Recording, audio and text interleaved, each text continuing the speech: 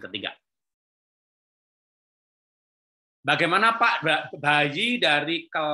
bagaimana dari bayi sampai kelas 5, berarti 5 SD ya. Anak laki-laki saya dekat sekali sama papanya.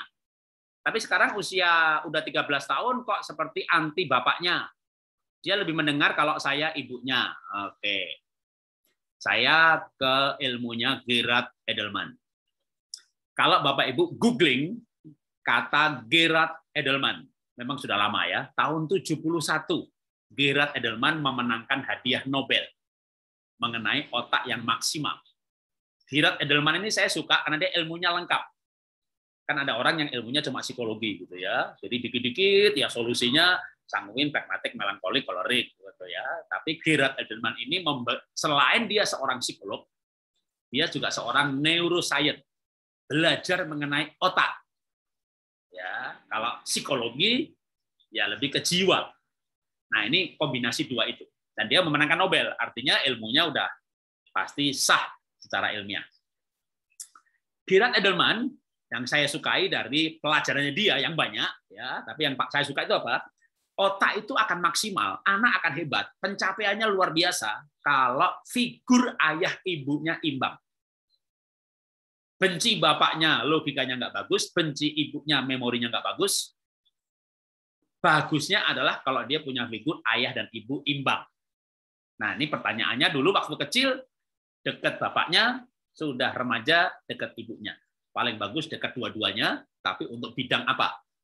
Kalau ngomong bisnis, mama nggak nyambung, ngomong sama papa aja. Ya. Kalau curhat soal ada cowok deketi aku, udah cari mama saja. Jadi dia dekat dua-duanya, gitu ya. Jadi tergantung mau ngomong soal apa nih. Anak udah tahu nih, kalau mama ngomong ini nyambung, kalau papa kagak nyambung, konslet. Tapi kalau ngomong ini, mama gak nyambung deh, nanti pasti jawabannya ya terserah kamu aja lah, mama doa aja. Ya udah dijawab, nggak bisa ngasih opini gitu ya. Anak aja tahu kalau gitu ngomong sama papa. Jadi artinya dekat dua-duanya, tapi anak mulai bisa beradaptasi. Topik apa sama papa, topik apa sama mama. Nah itu berarti figur ayah ibu imbang. Tapi kalau segala sesuatu urusan sama mamahnya, termasuk minta duit papahnya lewat ibunya, ini ada yang masalah. Kalau dari dulu memang nggak dekat sama bapaknya, ya berarti memang dari dulu bapaknya tidak berinteraksi dengan anak.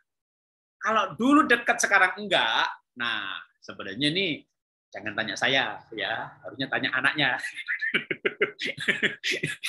Tapi saya akan menduga, ya maaf nih kalau dugaan saya salah, ya karena saya ditanya ya saya jawab ya. Yang paling bagus tuh ya, tapi kadang anak tuh kan nggak mau jawab ya. Tapi bisa loh ya, karena ada titik tertentu di mana anak kecewa sama bapaknya. Ya, kecewa itu tidak harus bapaknya selingkuh, korupsi, tapi dengan anak zaman sekarang itu kadang kecewanya itu yang hal kecil gitu. Janji beliin sepeda nggak jadi. Dan bapaknya memang beralasan, nah gara-gara COVID ini, bapak usahanya bangkrut. Dan anaknya mencoba memahami. Tapi diam-diam dia kecewa gitu. Kan walaupun bangkrut kan papa punya jam yang bisa dijual harusnya gitu. Harus apa? Jadi kadang anak kecewa, waktu kecewa itu tergantung. Kalau dia kolerik dia membantah, melawan. Dia melankolik dia nangis. Kalau dia sanguin dia merajuk. Dia pragmatik, dia diam. Tapi diam-diam luka ke dalam.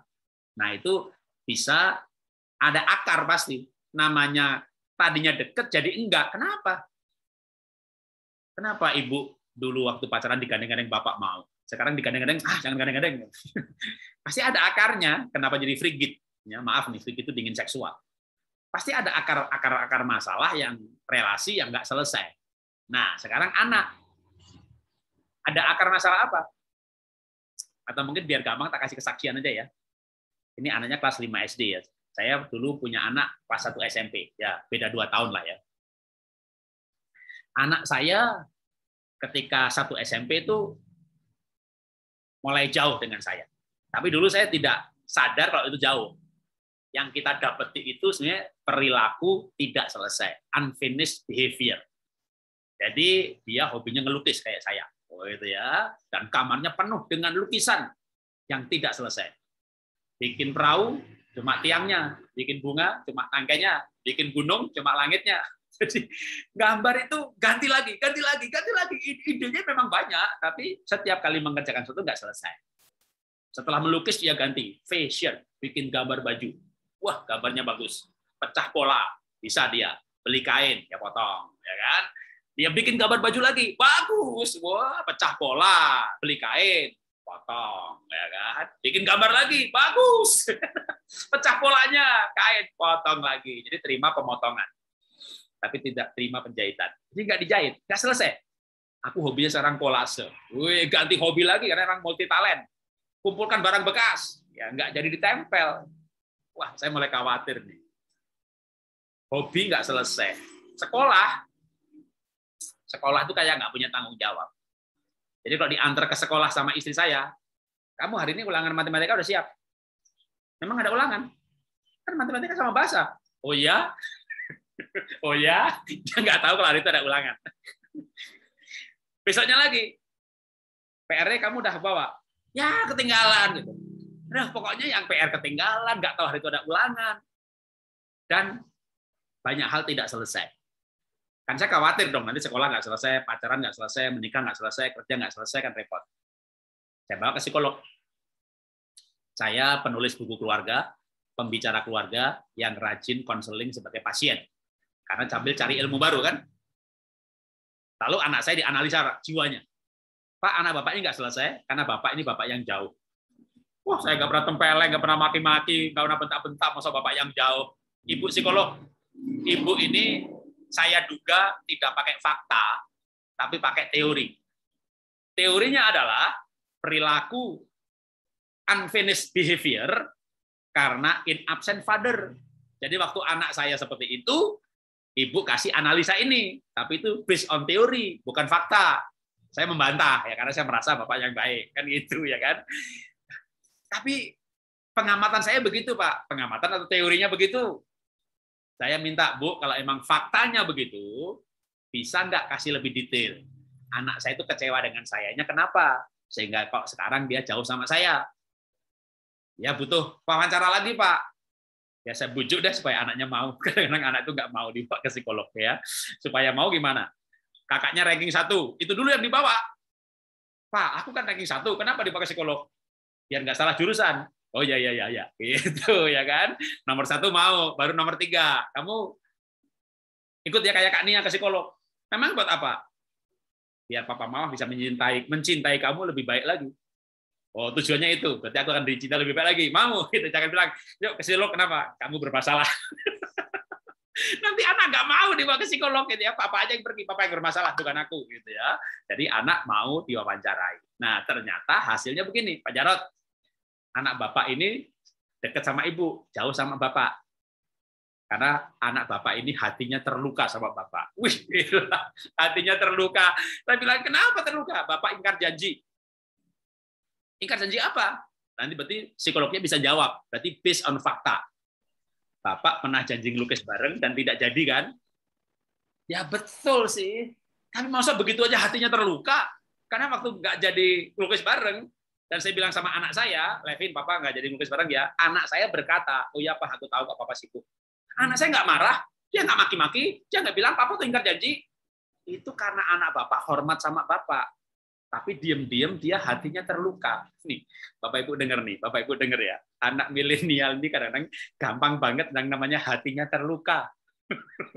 Nggak jadi ngelukis bareng aja terluka. Cilah, sampai saya bilang, milenial, kenapa gampang banget hatinya terluka gitu ya. Saya dulu waktu SD suruh sinau, suruh belajar sama bapak saya. Saya ke sawah ke Tegalan cari jangkrik. Sama bapak aku ditempeleng. Fuck. Nggak luka-luka itu. Nggak ada namanya luka hati gitu. Saya bilang sama teman saya, teman aku ditempeleng sama bapakku. Aku ya dijejek ya podo ya, apa beling ya, kita tuh nakal ya. Iya. Jadi kita sadar memang kita yang salah. Tapi zaman sekarang ini kan ada seminar hati Bapak, seminar luka hati. Jadi begitu anak dengar seminar hati Bapak, oh bapakku nggak punya hati Bapak, emang dia belum bertobat, gitu ya. Seminar pemimpin hati Bapak, wah pendetaku nggak punya hati Bapak. Makanya banyak sekarang kadang seminar hati Bapak itu malah bikin orang kecewa karena sadar bapaknya salah, pendetanya salah, gitu ya. Mungkin gara-gara itu, gitu ya. Jadi kalau anak ditempeleng bapaknya, jangan tempeleng, ingkar janji aja. Cerita sama gurunya, Bu Guru, bapakku mau ngajak ngelukis bareng nggak jadi ya, bapakku nggak punya integritas. Jadi makin kecewa sama bapaknya, kira-kira begitu ya. Jadi tapi kita nggak, makanya gini, saya dididik dengan keras oleh bapak saya tabah, saya ulet, saya gigih, saya tough. Zaman berubah, bapak ibu nggak bisa didik anak milenial dengan cara orang tua dulu. Karena anak sekarang punya teman di Instagram, tapi anak Singapura, teman Facebook, tapi di Amerika. Kalau dia cerita sama temennya, jangankan di Amerika, dia temannya di Jakarta, sekolah internasional, datang dari luar negeri. Kamu dipukul papamu. Kalau di negara aku tuh lapor polisi, ditangkap tuh papa. Jadi anak zaman sekarang berbeda generasi. Nah, kalau ada perilaku seperti tadi saya katakan, ini kan pertanyaannya anak terus sekarang jauh dari bapaknya. Memang butuh kerendahan hati seorang ayah untuk mencari apa penyebabnya yang mungkin anak terluka. Kalau anaknya mau ngaku, hemat, nggak usah ke psikolog. Kalau anaknya nggak mau ngaku, bahkan mungkin juga dia juga nggak sadar sebenarnya perilaku itu dasarnya apa, yang menjadi fondasi dari perilaku. Maka psikolog bisa mencari akarnya dengan akurat. Ya, walaupun dengan berbagai macam teknik, wawancara, menggambar, suruh gambar kayaknya asal, tapi dia psikolog bisa belajar grafologi itu kan bisa membaca wajah, sidik jari, tulisan, suruh menulis, dari tulisannya ketahuan, ya, jarak antar kata, jarak antar baris, posisi kiri kanan, itu dalam kelompok grafologi membaca tulisan seperti itu, dari situ lalu ditambah dengan wawancara, anak bisa terambil ruang jiwanya. Nah, dulu saya tahu-tahu beginian karena memang kita bawa anaknya begitu. Ya, dan akhirnya saya tahu bahwa ternyata anak saya jadi jauh dengan saya karena saya pernah ingkar janji, ditambah dengan terus nggak ada waktu buat dia dan seterusnya. Tapi ini begitu tahu penyebabnya baru melangkah pada solusi, pendekatan ulang, ngajak dia main ya supaya kembali dekat.